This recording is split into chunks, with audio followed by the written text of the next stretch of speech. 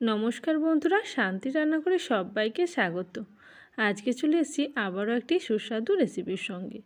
আজকে যে রেসিপিটি বানাবো সেটা সিম্পল একটি রেসিপি, কিন্তু খেতে অসাধারণ হয়।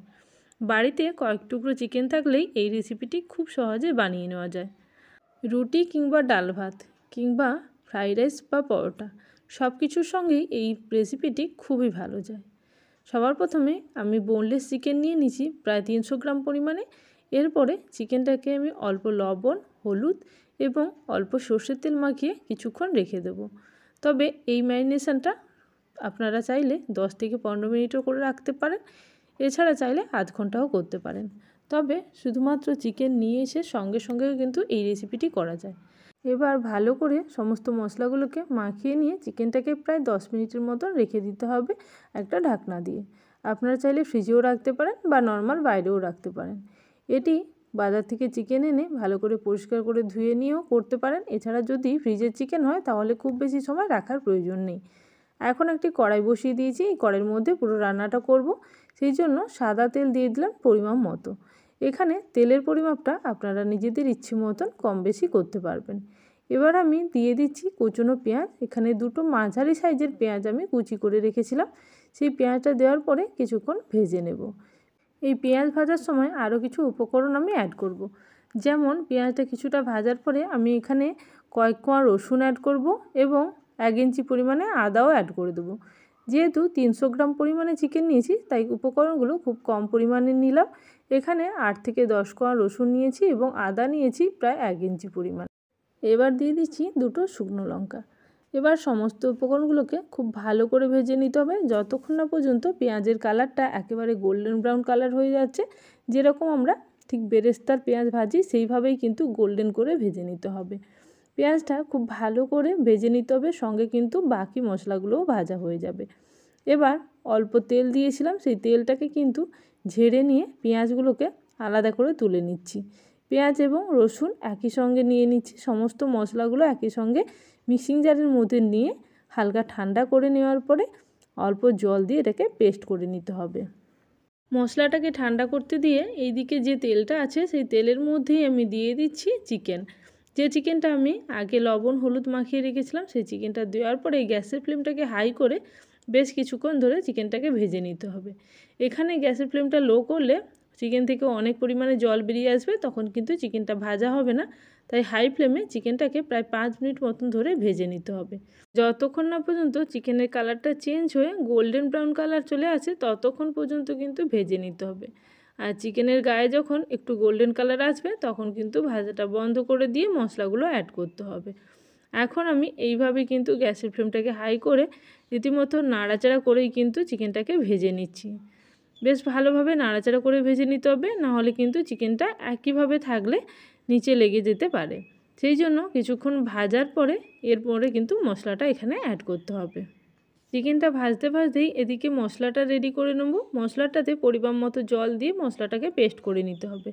অবশ্যই পরিমাণ মতো জল দিয়ে যাতে মিহি পেস্ট হয় সেদিকে কিন্তু অবশ্যই নজর রাখতে হবে। এখন আমি মশলাটা পেস্ট করে নিয়ে এটাকে সাইডে রেখে দিচ্ছি আর দেখে নেব চিকেনটা আমার ভাজা হলো কিনা। চিকেনটা এখন প্রায় ভাজা হয়ে গেছে, চিকেন থেকে আর জল ছাড়ছে না, তার মানে চিকেনটা কিন্তু সম্পূর্ণ ভাজা হয়েছে। এবার চাইলে আপনারা কালারও চেঞ্জ করতে পারেন, চিকেনটাকে আরেকটু গোল্ডেন ব্রাউন কালার আসার পর্যন্ত ভাজতে পারেন। তবে এই পর্যায়ে মশলাটা আমি অ্যাড করে দিচ্ছি। মশলাটা সম্পূর্ণ দিয়ে দেব জল ছাড়া। এখন আমি জল ইউজ করব না, সবার প্রথমে মশলাটাকে চিকেনের সঙ্গে খুব ভালো করে কষাতে থাকবো। যতক্ষণ না পর্যন্ত মশলার কালারটা খুব সুন্দর একটা গোল্ডেন কালার আসে ততক্ষণ পর্যন্ত কিন্তু মশলাটাকে কষিয়ে নেব। এখন আমি লঙ্কার গুঁড়ি দিয়ে দিচ্ছি, প্রয়োজন মতো লঙ্কার গুঁড়ি দিতে পারেন। ঝাল যদি খেতে চান তাহলে বেশি দেবেন। আমি এখানে ওই 1 টিস্পুন পরিমাণেই দিলাম লঙ্কার গুঁড়ি।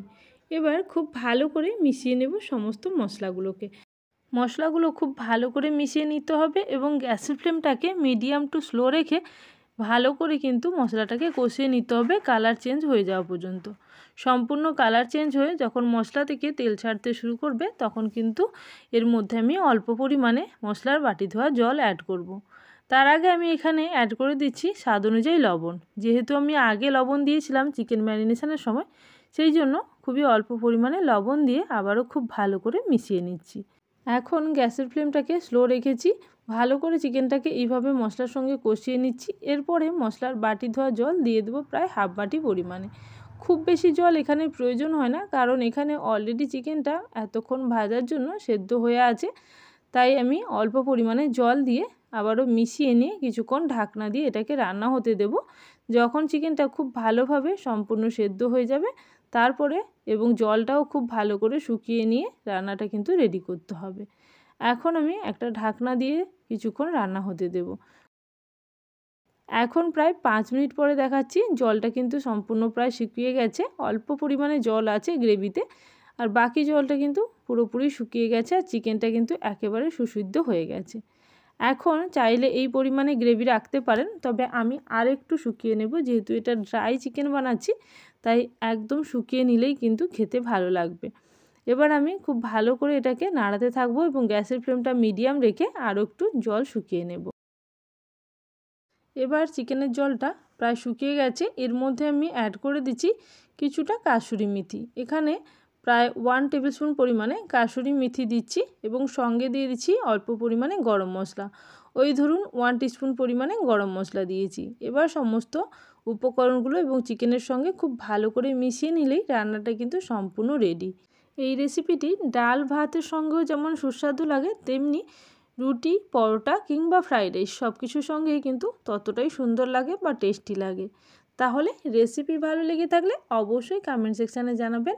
আর যারা এখনও পর্যন্ত চ্যানেলটিকে সাবস্ক্রাইব করেননি অবশ্যই চ্যানেলটিকে সাবস্ক্রাইব করে নিয়ে পাশে থাকা বেল নোটিফিকেশানে ক্লিক করে রাখবেন, যাতে আমার চ্যানেলে কোনো নতুন রেসিপি আসার সঙ্গে সঙ্গে আপনাদের কাছে সবার আগে নোটিফিকেশান পৌঁছে যায়। তাহলে আজকের জন্য এই পর্যন্ত। আবারও চলে আসবো নতুন কোনো রেসিপির সঙ্গে। ততক্ষণের জন্য সবাই ভালো থাকবেন, সুস্থ থাকবেন। Thank you for watching my video.